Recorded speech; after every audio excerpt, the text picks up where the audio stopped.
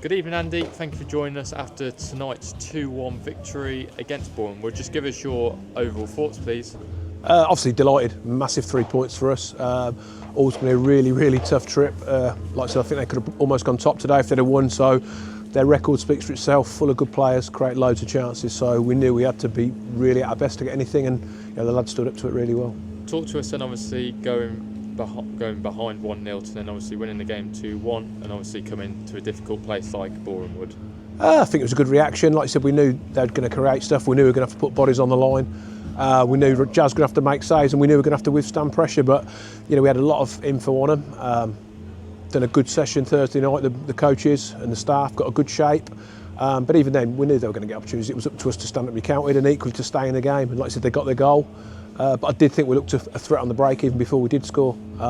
So yeah, hung in there, and yeah, delighted to then get 2 goals and turn it around. I was going to say, obviously, Ben Milne scoring that penalty and Manny Duku scoring that goal. Just talk us through them. Yeah, no, like we said, it was a set piece from the first one where we've got a penalty, quite rightly given. And Ben stuck it away, so I think we needed that because it stemmed the tide a little bit, gives us a little bit of belief, whereas if you miss it, it gives them another lift and puts doubts on their head. So we got through to half time. Again, we need to stop some of the crosses, which I think we did a bit second half, although they still put loads of balls in the box. But the lads stood up and they took it, and to come to a place like this and get a result, whether it be a draw or a win, you're going to have to rise your luck at times, and we did, and you're going to have to show loads of character, and they did, and you're going to have to get blocks on, Jazz going to have to make saves, all the things that you need to do to come to a place like this and get a result, we did. And then we were quite good going forward. At times we perhaps could have been even better going forward, if I'm being honest, but scored 2 goals and defended right to the end, to 110, 111 minutes, whatever it was, which was not ideal, but like you said, to come to these places, you have to do what we did today, and we've managed to do that. And like you said, they're a good team. They'll go on and win a lot of games, I'm sure.